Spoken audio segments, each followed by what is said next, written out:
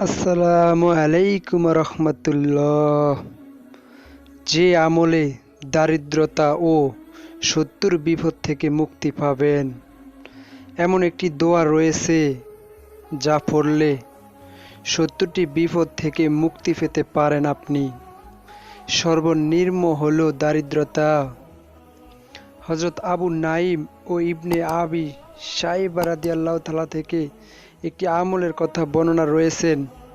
তারা বলেন, যে ব্যক্তি নির্মের দোয়া একবার পাঠ করবে, ১০০ বার নয়, মাত্র একবার আল্লাহ তাআলার তার ৭০টি বিপদ দূর করে দিবেন। সুবহানাল্লাহ। আর সর্বনিম্ন বিপদ হলো দারিদ্রতা। আর অন্যান্য বিপদগুলো এর চেয়ে অনেক বড় বড়। যে ব্যক্তি এই দোয়ার আমল করবে, আল্লাহ তাআলা তার এসব বিপদ দূর করে দিবেন।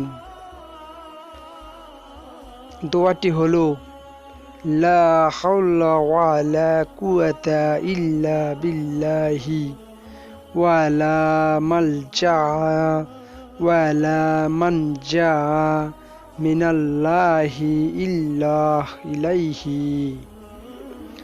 দোয়াটি মুখস্থ থাকলে তো ভালো, আর না থাকলে করে নিন।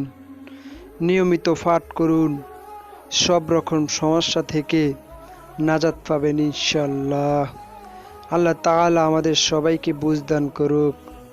আমিন সুম্মা আমিন।